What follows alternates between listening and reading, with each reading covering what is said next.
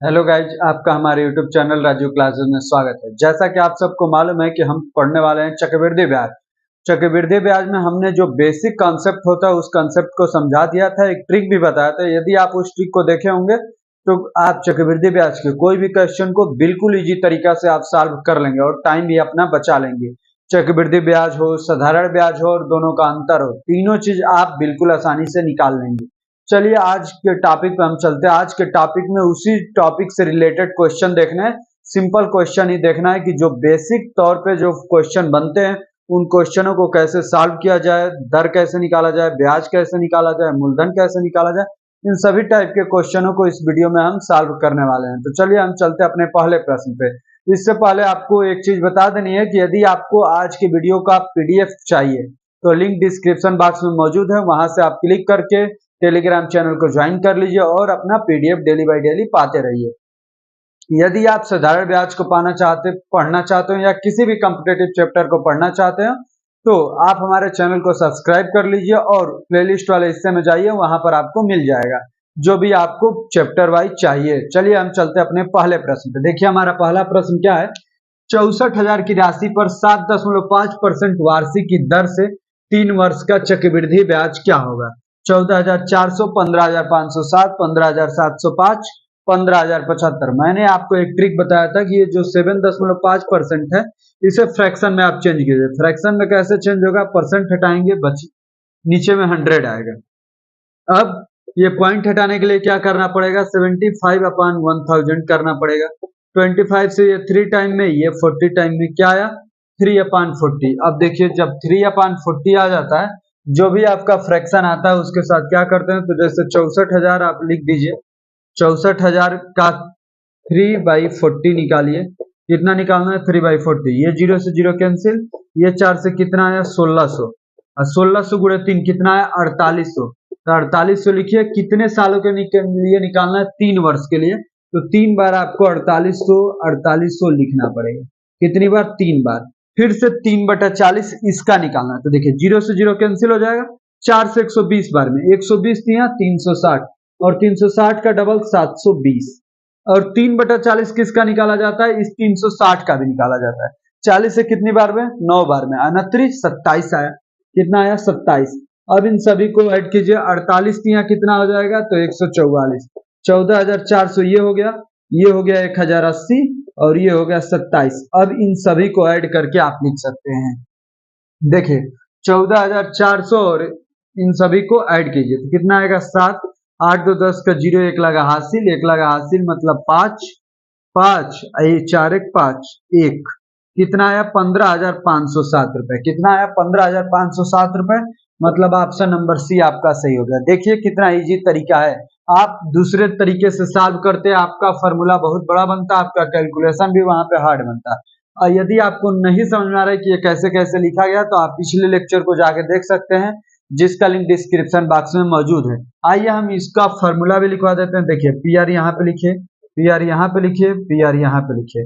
फिर से आपको पहला पोजीशन छोड़ देना है, यहाँ पे लिखना है पी आर स्क्वायर, यहाँ पे इसी का डबल लिख देना है 2 पी आर स्क्वायर और यहाँ पे क्या करना है? P R cube. मतलब इसका आर से मल्टीप्लाई करना है तो ये आएगा, इसमें आर से मल्टीप्लाई करेंगे तो ये आएगा और वही चीज यहाँ पे किया गया। और इन सभी को ऐड कर देंगे तो क्या निकलेगा? सी आई। और इन सभी को ऐड करेंगे तो क्या निकलेगा? S I. और इन 3 को केवल आप ऐड करेंगे तो क्या आएगा? सी आई माइनस एस आई आएगा। तो हमें उम्मीद है कि बिल्कुल आपको अच्छे से समझ में आ रहा होगा। यदि अच्छे से समझ में आ रहा है तो चैनल को सब्सक्राइब कीजिए, वीडियो को लाइक और दोस्तों को शेयर। चलिए हम चलते हैं अपने दूसरे प्रश्न पे। आइए अब हम सॉल्व करते हैं अपने दूसरे प्रश्न को। देखिए क्या है। वार्षिक संयोजित किए जाने वाले चक्रवृद्धि ब्याज पर जिसमें पहले वर्ष की ब्याज दर 10% हो और दूसरे वर्ष की ब्याज दर 12% वार्षिक हो तो रुपए 10,000 की राशि 2 वर्ष के पश्चात क्या होगी? 11,320, 12,000, 12,320, 12,500। कौन सा ऑप्शन सही है यही आपको बताना है। देखिए 2 वर्ष है। अभी मैंने आपको फ्रैक्शन में कन्वर्ट करने को बोला था तो 10% क्या हो जाएगा? 1/10। 12% क्या हो जाएगा आपका? तो 12% हो जाएगा 3/25। अब आइए इसको हम सॉल्व करते हैं। कितनी राशि है? 10,000। 10,000 का 1/10 कितना होगा? 1,000। तो ये आपका पहले साल का हो गया। अब दूसरे साल में जाना है तो वही 10,000 का 10,000 का 3/25 क्या होगा, तो 25 से 10,000 कटाएंगे 400 आएगा, और 400 गुणे 3 करेंगे तो कितना हो जाएगा, 1200 रुपए हो जाएगा। 1200 तो रुपए हो गया। अब क्या होता है, चक्रवृद्धि ब्याज में ब्याज का भी ब्याज लगता है, इस 1000 का भी ब्याज लगेगा। 25 से कटाएंगे 40 बार में, 40 के यहाँ 120, इसको कहाँ पे लिखा जाता है, यहाँ पे, और 2 साल में केवल इतना ही लिखा जाता है। अब इन दोनों को ऐड करेंगे तो कितना हो जाएगा, 2200, यहाँ पे क्या आया 120, और दोनों को ऐड करेंगे तो कितना आया 2320। क्या आपसे पूछा है कि 10,000 की राशि 2 वर्ष के पश्चात क्या हो जाएगी, मतलब निस्वर्धन पूछा है, तो 10,000 और 2,320 कितना हो जाएगा, 12,320। ऑप्शन नंबर सी आपका सही हो जाएगा। कौन सा ऑप्शन, ऑप्शन नंबर सी आपका सही हो जाएगा। अब हम चलते हैं अपने तीसरे प्रश्न पे। अब हम सॉल्व करते हैं अपने तीसरे प्रश्न को। देखिए क्या है, कोई धनराशि 10% चक्रवृद्धि वार्षिक दर पर 3 वर्ष में रुपए 6,655 हो जाती है, धनराशि कितनी है, 5,000, 5500, 6,000, 6100। इसको दो तरीकों से सॉल्व कर सकते हैं। आइए दोनों ट्रिक मैं आपको बता दे रहा हूँ। देखिए पहला ट्रिक क्या होगा, जिस तरीके से पहले सॉल्व कर रहे थे उसी तरीके से। PR 3 बार लिखते थे जब 3 वर्ष की बात हो रही है, कितना, 3 वर्ष की, तो क्या आएगा 3PR, बीच में क्या आता था 3PR स्क्वायर, उसके बाद क्या आता था PR क्यूब, PR क्यूब, ये सब क्या होता था CI, CI क्या है 6,655, 6,655 माइनस में P करना पड़ेगा, क्योंकि यहाँ पे क्या आता था, केवल आपका CI आता था, तो CI में आप यहाँ पे जो लिखे हैं, ये क्या लिखे हैं 6,655, ये आपका अमाउंट है, तो इसमें से क्या घटाएंगे, इसमें से आप जब प्रिंसिपल को घटा देंगे तो क्या आ जाएगा आपका CI। अब आइए इसको सॉल्व करते हैं। सब में से क्या कॉमन ले सकते हैं, P इधर कॉमन ले सकते हैं, P कॉमन ले लीजिए, क्या बचा 3R प्लस 3R स्क्वायर, सोचेंगे तो R भी कॉमन ले सकते हैं, सॉरी PR कॉमन ले लीजिए, क्या बचा 3 प्लस में 3R बचा, यहाँ पे R स्क्वायर बचा, इक्वल टू 6,655 माइनस में P। अब R की वैल्यू रखते जाइए, R 10% है, 10% का 1/10 हो जाएगा, तो P/10 हो जाएगा, और इधर में 3 प्लस 3/10 प्लस में 1/100, यही होगा, इक्वल टू में 6,655 माइनस में P, ये हो गया। अब देखिए इसके बाद क्या करेंगे, इन सभी का एलसीएम लेंगे 100, इन सभी का एलसीएम लेंगे, कितना होगा 100, यहाँ पे कीजिए 100, यहाँ पे क्या हो जाएगा 300, यहाँ पे 30 और यहाँ पे 1, इक्वल टू 6,655 माइनस में P। अब देखिए क्या होगा, इन सभी को ऐड कर दीजिए, 300 और 30, 330 एक 331, कितना आया, तो 331 P अपान में 10 गुणे 100 कितना हो जाएगा 1000, 1000 इक्वल टू 6,655 माइनस में P हो गया, माइनस में P हुआ, 100 से मल्टीप्लाई कीजिए, 331 P और 100 P इधर 1000 से मल्टीप्लाई होगा, 1000 P होगा, और इधर आएगा तो 1000 इसमें आप ऐड कर देंगे, इक्वल टू 6,655 हो जाएगा। तो ये क्या हो जाएगा 1331 P इक्वल टू में 6,655, तो P इक्वल टू कितना हो जाएगा 5, 5 बार में कैंसिल होगा, P इक्वल टू कितना आएगा 5, और जो ये 1000 था इसमें भी मल्टीप्लाई होगा, तो 000 लिख लीजिए, यहाँ भी आपका 000 होगा और यहाँ भी आपका 000 होगा, कितना होगा P की वैल्यू 5000। कौन सा ऑप्शन सही हो जाएगा, ऑप्शन नंबर ए आपका सही हो जाएगा। कौन सा ऑप्शन, ऑप्शन नंबर ए हमारा सही हो जाएगा। एक दूसरा तरीका जो है उस तरीके से भी हम सॉल्व कर लेते हैं, ये तरीका थोड़ा सा आपको लेंदी लगेगा, एक दूसरा तरीका होता है, आइए हम उसे भी सॉल्व कर लेते हैं दूसरे ट्रिक से।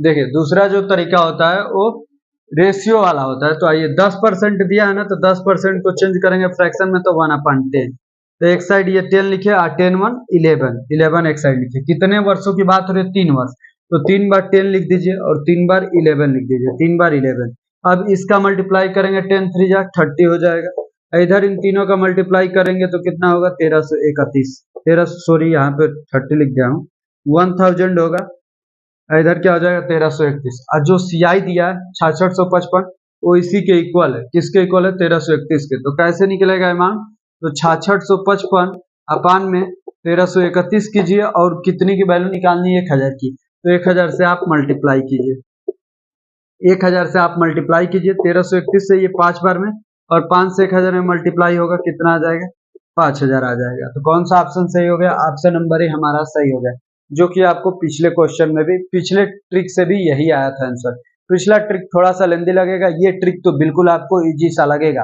अब चलिए हम चलते अपने चौथे प्रश्न पे।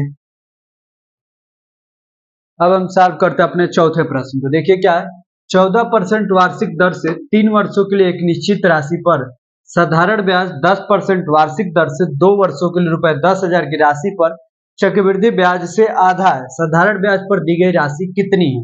मतलब जो भी चक्रवृद्धि ब्याज आएगा उसका आधा आ रहा है साधारण ब्याज। तो इसका मतलब है कि जो भी राशि आप यहाँ पे दिए हैं तो वहां पे क्या राशि दिए हैं। सबसे पहले तो आप चक्रवृद्धि ब्याज निकालिए, कितना है 10,000, कितना रेट है 10%। 10% को फ्रैक्शन में कन्वर्ट करेंगे 1/10। 1/10 हो गया, 10,000 की राशि है 2 वर्षों के लिए। 10,000 का 1/10 कितना होगा 1,000। तो 1,000 यहाँ पे लिखिए, 1,000 यहाँ पे लिखिए, 100 यहाँ पे लिखिए। कितना हो जाएगा, ये 2,000 और ये 100 हो जाएगा। टोटल कितना आएगा 2,100 रुपए आएगा। 2,100 रुपए कितना आ रहा है, चक्रवृद्धि ब्याज आ रहा है। तो इसका आधा साधारण ब्याज, मतलब एसआई कितना आना चाहिए आपका 1,050 रुपए आना चाहिए। एसआई कितना आना चाहिए 1,050 रुपए। कितने वर्षों के लिए, 3 वर्षों के लिए। इसको जब 3 से डिवाइड करेंगे तो कितना आ जाएगा 350। 350 मतलब 1 साल का एसआई कितना बन रहा है, 1 साल का एसआई बन रहा है 350। 1 साल का एसआई बन रहा है 350 और भी कितने परसेंट रेट के दर से, 14% रेट है। तो किसका 14% 350 होता है, यही आपको पता करना है, वही राशि हो जाएगी। 14% है 350, 350 क्या है 14% है, तो 100% की वैल्यू बता दीजिए, वही आपका आंसर हो जाएगा। 14 दूनी 28, 7 बचा 70 हुआ, 14 5 70, 25 गुणे 100 कितना हो गया 2500। कौन सा ऑप्शन सही हो गया, ऑप्शन नंबर डी आपका सही हो गया। कैसे सॉल्व हुआ ये आपको बिल्कुल अच्छे से आ गया होगा। सीआई तो निकालने आपका आता ही है। एसआई को 3 से क्यों डिवाइड किए, क्योंकि यहाँ पे 3 वर्ष बोला था, तो 3 से डिवाइड कर देंगे, कितना आएगा 350। अब ये जो 350 है 1 साल का एसआई है, तो 1 साल का एसआई है, वो भी कितने परसेंट के रेट से, 14% के रेट से। तो 14 से डिवाइड कीजिए और 100 से मल्टीप्लाई, आपको क्या निकल जाएगा, आपको मूलधन निकल जाएगा कि मूलधन क्या होगा। इस प्रकार हमारा चौथा क्वेश्चन कंप्लीट होता है। अब हम चलते हैं अपने पांचवें प्रश्न पे। आइए हम सॉल्व करते हैं अपने पांचवें प्रश्न। देखिए क्या है, ₹3,000 की राशि को 20% प्रति वर्ष की चक्रवृद्धि दर पर निवेश किया गया है। 2 वर्षों का चक्रवृद्धि ब्याज कितना है, 1360, 1200, 1320, 1440। कौन सा ऑप्शन सही है, यही आपको बताना है। रेट क्या है 20%। 20% को फ्रैक्शन में कन्वर्ट करेंगे 1/5 आएगा। कितना आएगा 1/5। 3,000 का 1/5 क्या होगा 600। 600 2 वर्ष बोला है तो 200 बार, 2 बार लिखिए। 600 का 1/5 क्या होगा 120। इसको भी यहाँ पे लिख लीजिए। अब सबको ऐड कर दीजिए, ये हो गया 1200, ये हो गया 120, टोटल कितना हो गया 1320। कौन सा ऑप्शन सही हो गया, ऑप्शन नंबर सी हमारा सही हो गया। पांचवें प्रश्न का हमारा ऑप्शन नंबर सी सही हो गया। अब हम चलते हैं अपने छठवें प्रश्न पे। आइए अब हम देखते हैं अपने छठवें प्रश्न को। देखिए क्या है, ₹5,000 का 20% वार्षिक चक्रवृद्धि ब्याज की दर से 3 वर्ष लिखा हुआ है का साधारण ब्याज, चक्रवृद्धि ब्याज और दोनों का अंतर क्या होगा। मतलब आपको क्या क्या बताना है, एसआई बताना है, उसके बाद से सीआई बताना है, उसके बाद से सीआई माइनस एसआई बताना है, सीआई माइनस एसआई बताना है। आप तीनों आंसर को बारी बारी से, मान लीजिए कि एसआई कुछ होता है तो एसआई को लिख लेंगे, फिर उसके बाद से सीआई को लिख लेंगे, फिर उन दोनों तीनों का आंसर लिख लेंगे। ऐसे ही कमेंट बॉक्स में आप कमेंट करेंगे। ये आपके कमेंट बॉक्स का क्वेश्चन है। आपको अभी मैंने समझाया था कि कैसे एसआई निकाला जाता है, कैसे सीआई और कैसे सीआई माइनस एसआई एक ही फॉर्मूले से निकाला जाता है। यदि आप प्रीवियस वीडियो को भी देखे होंगे तो उसमें भी बताया गया था। यदि आपको लेक्चर आज की पसंद आती हो तो वीडियो को सेव कर लीजिए, वीडियो को लाइक कीजिए, दोस्तों को शेयर और चैनल को सब्सक्राइब कर लीजिए, क्योंकि आज की क्लास हमारी यहीं पे पॉज होती है। हम डेली बाई डेली पढ़ते हैं, थोड़ा थोड़ा पढ़ेंगे, मंडे टू फ्राइडे डेली आपको क्लास 7 PM शाम को मिल जाएगी, जिसको आप डेली बाई डेली देख सकते हैं। यदि इस क्लास की पीडीएफ चाहिए तो पीडीएफ में मिल जाएगा टेलीग्राम, इसके लिंक बॉक्स में एक टेलीग्राम चैनल का लिंक दिया हुआ है, आप उसको क्लिक कीजिए, टेलीग्राम चैनल पर जाइए, उसको ज्वाइन कीजिए और वहां पर आपको पीडीएफ मिल जाएगा वीडियो लिंक के साथ साथ। धन्यवाद आपको अंत तक बने रहने के लिए।